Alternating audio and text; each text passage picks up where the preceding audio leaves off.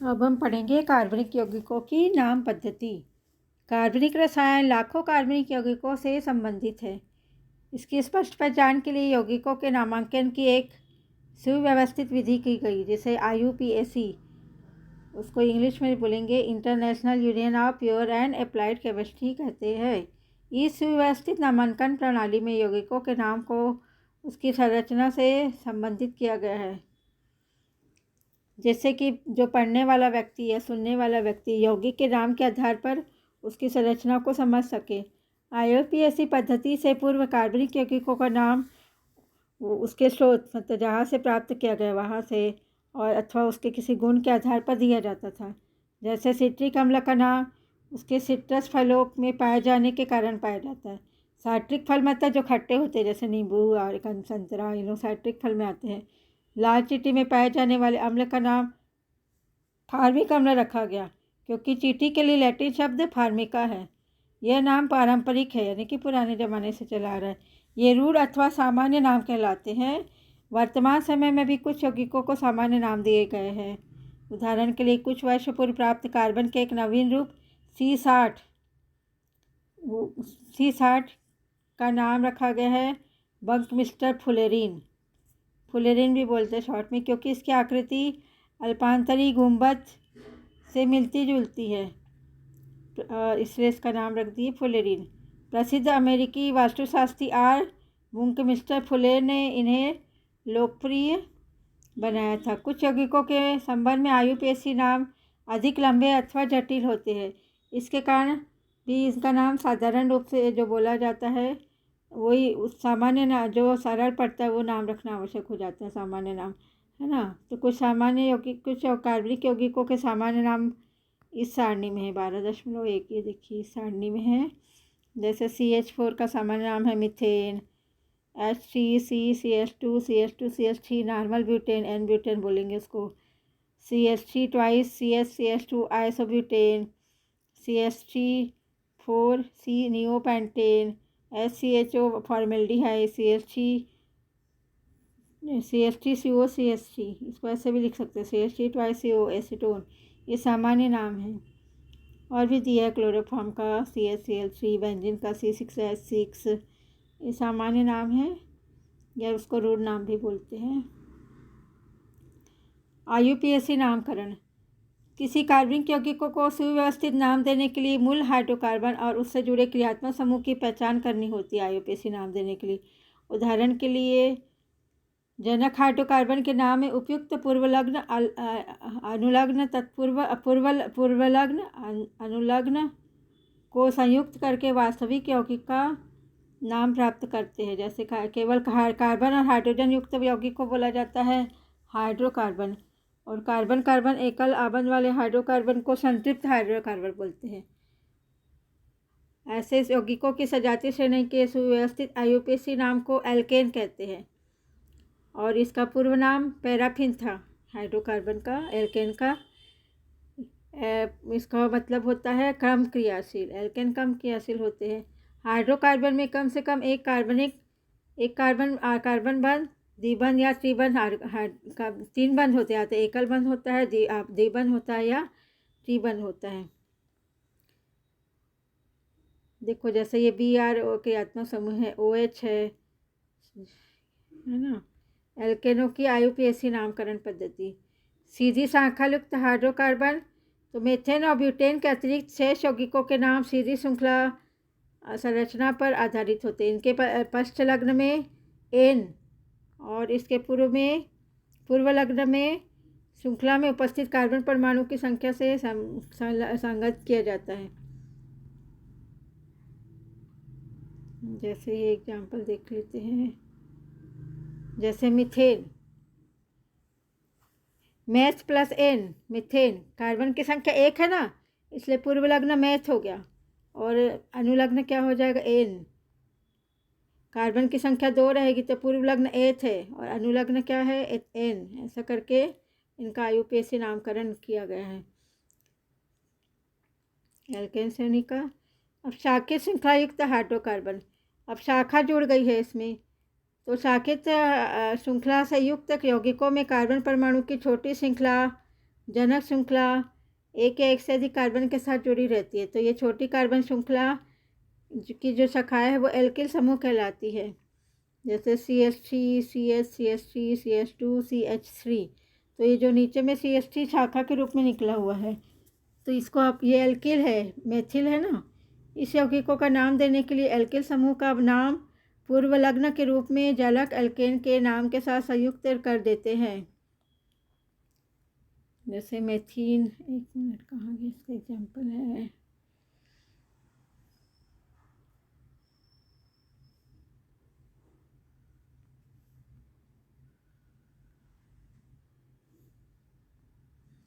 कुछ एल्किल समूहों के नाम लघु रूप में भी लिख सकते, जैसे मेथिल को एमी लिखते हैं, एथिल को ET, प्रोपिल को PR, ब्यूटिल को BU, ऐसा लिखा जा सकता है।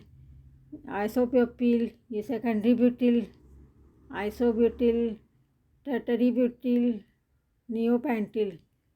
शाखी श्रृंखला वाले एल्केनों का नामकरण तो देखो ये शाखा है, सबसे पहले लंबी लाइंस चुनते हैं, वो जनक श्रृंखला हो गई।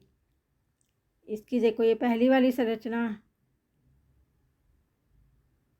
तो देखो ये इस उदाहरण में पहला में दीर्घतम श्रृंखला में 9 कार्बन होते हैं, देख लो नंबर दिया है ना, 9 कार्बन है। और संरचना 2 में प्रदर्शित जनक श्रृंखला का चयन सही नहीं होता है, क्योंकि इसमें केवल 8 ही कार्बन है। तो हम लोग ऐसी श्रृंखला चुनेंगे जिसमें कार्बन की संख्या ज़्यादा से ज़्यादा हो, वो जनक श्रृंखला है।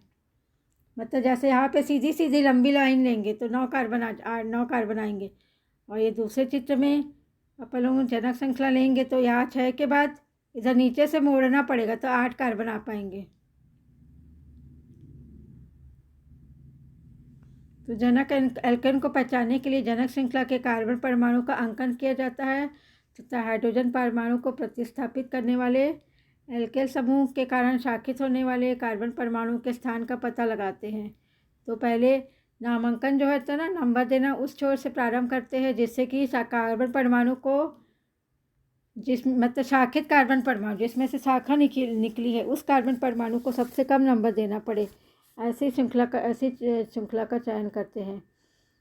ऐसी श्रृंखला से इससे नंबर देना चालू करते हैं। तो जैसे इस उदाहरण में देखो,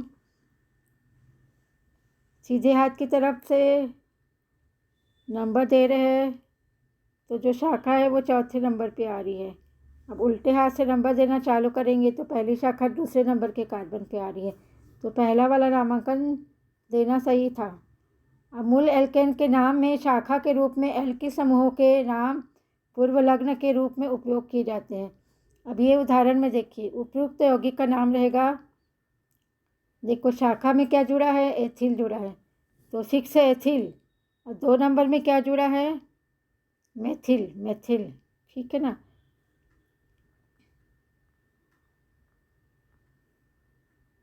यदि 2 या 2 से अधिक समान प्रतिस्थापी समूह हो तो उनकी संख्याओं के मध्य अल्प विराम लगाया जाता है।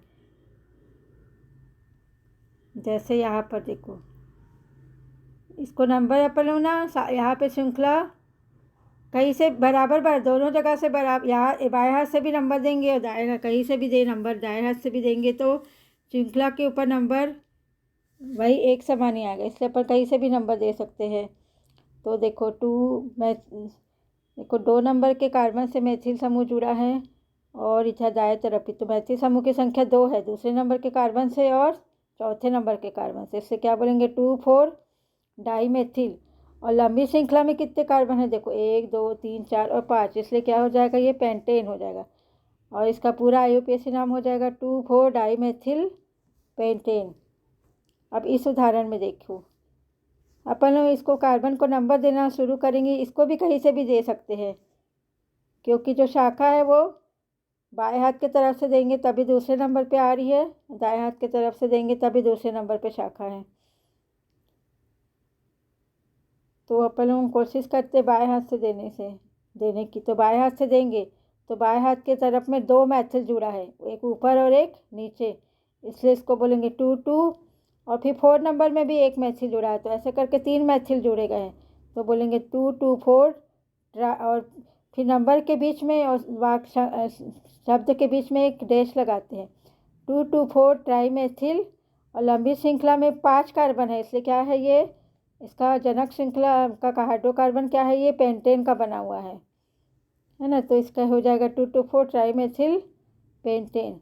इस तरीके से हम लोग हाइड्रो एल्केन का नामकरण करेंगे। जिसमें तो सामान्य एल्केन है, इसमें कोई क्रियात्मक समूह जुड़ा नहीं हुआ था, अभी अलग नया क्रियात्मक समूह, जैसे OH वगैरह नहीं जुड़ा है ना, तो सामान्य हाइड्रोकार्बन का नामकरण था ये भी और उदाहरण है।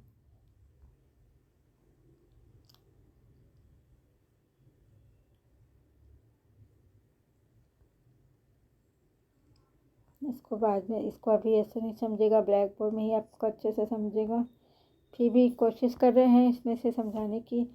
अब हम पढ़ते हैं चक्रीय यौगिक। एकल चक्रीय संतृप्त यौगिकों का नाम विविध श्रृंखला एल्केन के नाम के प्रारंभ में साइक्लो लगाकर लिखते हैं। पेंटेन ही है ये, लेकिन चक्र के रूप में है, इसलिए क्या हो जाएगा, ये साइक्लोपेंटेन। और ये हो जाएगा 1-मेथिल, देखो एक डंडी निकली, मतलब वहाँ पर मेथिल जुड़ा होगा, इसलिए 1-मेथिल 3-प्रोपिल हेक्सेन। इस तरीके से नामकरण है। अब ये तो एक एग्जांपल है हल करने के लिए। ये देखिए CH3 CS CH3 CH3 CH2 CS CH3। अब इसको नंबर देना कहाँ से चालू करेंगे, देखो बाएं हाथ से नंबर देंगे ना कार्बन को, एक पहले सबसे लंबी तो ज़्यादा सही रहेगा, क्योंकि शाखा दूसरे नंबर पे के कार्बन से जुड़ी रहेगी, तो बाएं हाथ से इसको नंबर देना चालू करेंगे। अब अपन लोग देखते शाखा कौन कौन से नंबर पे जुड़ी है। एक तो 2 नंबर पे जुड़ी है मेथिल, 3 नंबर पे, 5 नंबर पे भी जुड़ा है मेथिल, और 6 नंबर पे जुड़ा है, तो 3 मेथिल हो गए। 2 नंबर 2, 5 और 6 ट्राईमेथिल, और ये लंबी श्रृंखला में पूरे 8 कार्बन है, इसलिए हो जाएगा ये ऑक्टेन। अब यदि हम लोग इसको सीधे हाथ से नामांकन करेंगे ना कार्बन को नंबर देंगे, तो ये गलत आएगा, इसका नामकरण आ जाएगा 3-4-7, जो कि गलत है। अभी हम पढ़ रहे थे सामान्य हाइड्रोकार्बन का IUPAC नाम, जिसमें क्रियात्मक समूह नहीं जुड़ा है अलग से। एल्केन क्रियात्मक समूह है, एल्केन एल्किल एल्काइल, लेकिन अन्य कार्बन क्रियात्मक समूह जैसे OH वगैरह है, इनका एग्जाम्पल हम लोग अगले वीडियो में करेंगे।